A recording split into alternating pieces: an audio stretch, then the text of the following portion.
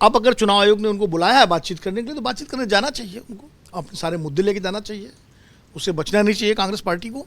और जो उनके ऑब्जेक्शंस हैं, जो आपत्तियां हैं, चाहे वो महाराष्ट्र को लेकर के हों, चाहे बिहार को लेकर के हों, चाहे मतदाता सूचियों को लेकर के हों, जो भी हो वो चुनाव आयोग के सामने रखना चाहिए और उनसे जो जानकारी है लेनी चाहिए।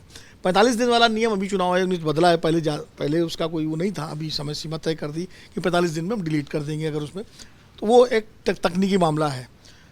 अब प्रश्न आता है कि बिहार वाला, ये ज़्यादा गंभीर मसला है। देखिए, बिहार में लगभग मतदाता सूचियों काम पूरा हो चुका था, लेकिन फिर चुनाव आयोग ने ये नोटिफिकेशन किया कि उसको जो है 1 महीने का समय चाहिए, और जो 2003 से पहले और 1987 से पहले के मतदाता जिनका जन्म हुआ है वो अपना जन्म प्रमाण पत्र दें और डॉक्यूमेंट 4-5 उन्होंने सूची दी है। उसमें दिलचस्प बात यह है, एक जाति प्रमाण पत्र की भी सूची मांगी है।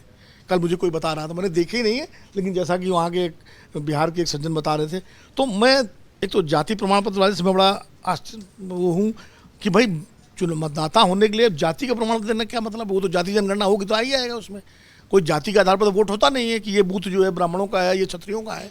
तो जाति वाला क्यों मांगा गया? क्या मतदाता समूहों को चिन्हित करने का इरादा है चुनाव आयोग का?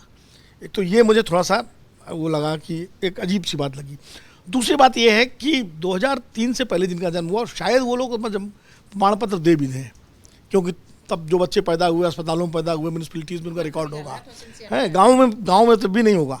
लेकिन 1987 से पहले वाले जो हैं, तो यहाँ हम सब बैठे हुए हैं, किसी का कोई ऑफिशियल प्रमाण पत्र नहीं मिलेगा। सबका प्रमाण पत्र वही होगा, हाई स्कूल का सर्टिफिकेट, क्योंकि हम गांव घर में पैदा हुए, देहात में, और हमें लगता है अस्पताल में शायद ही कोई पैदा हुआ होगा, कोई अगर ऑर्गेनाइज्ड होगा तो हुआ होगा। और देहात में तो तारीख भी क्लियर नहीं थी।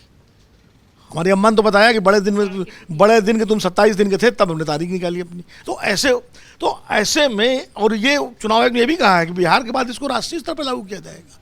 तो ये नहीं समझ में आ रहा है कि भाई हम सब लोग वोट डाल चुके हैं लगातार। जो लोग 2003 के पहले पैदा हुए या 87 से पहले पैदा हुए, उन्होंने कई विधानसभाओं लोकसभा चुनाव में वोट डाला है। तो क्या अगर हमारी वैलिडिटी या हमारा मतदाता होना संदिग्ध है, जिसको आप पुष्ट करना चाहते हैं, तो क्या पिछले जो हमने वोट डाले वो इनवैलिड हो जाएंगे? क्या उन वोटों जो सरकारें चुनी गई हैं, क्या इलिजिटिमेट हो जाएंगी? इसका क्या स्पष्टीकरण है? तो मुझे ये बात थोड़ी सी असामान्य लगती है कि ये चुनाव आयोग, हाँ आप ये मांगिए। देखिए, चुनाव आयोग का काम है कि फर्जी वोटिंग को रोकना, मतदाता सूचियों का समय समय पर संशोधन करना। तो उसके लिए आप जो नए मतदाता आ रहे हैं उनसे आप वो मांग लीजिए कि भाई आपका आयु प्रमाण पत्र क्या है। जन्म प्रमाण पत्र और आयु प्रमाण पत्र में फ़र्क है। आयु प्रमाण पत्र तय होता है हाई स्कूल के सर्टिफिकेट से। जन्म प्रमाण पत्र का मतलब अस्पताल का रिकॉर्ड चाहिए जो म्यूनिसिपैलिटी में जाता है और वहाँ से जारी होता है, या देहात में ग्राम प्रधान अपने स्तर से वो तहसील में जाके करते हैं, उसका एक प्रक्रिया है, तो वो अलग चीज़ है। तो ये एक बड़ी विडंबना है। मुझे लगता है ये गंभीर विषय है और चुनाव आयोग को इसके लिए सभी राजनीतिक दलों से बात करके कोई निर्णय लेना चाहिए, कोई नीति निर्देशन तय करना चाहिए। ऐसे नहीं, क्योंकि देश बड़ा विविधतापूर्ण है। मैं चुनाव आयोग की मंशा पर सवाल नहीं उठा रहा हूँ, लेकिन उसी कार्य पद्धति में ये एक पारदर्शिता होनी चाहिए, स्पष्टीकरण होना चाहिए कि आप ऐसा क्यों कर रहे हैं और क्या इसके लिए सभी राजनीतिक दलों को विश्वास में लिया गया, नहीं लिया गया तो क्यों नहीं लिया गया। अगर आप ये वीडियो YouTube पर देख रहे हैं तो हमारे चैनल को सब्सक्राइब कर बेल आइकन दबाएं, और Facebook पर देख रहे हैं तो हमारे पेज को लाइक करें।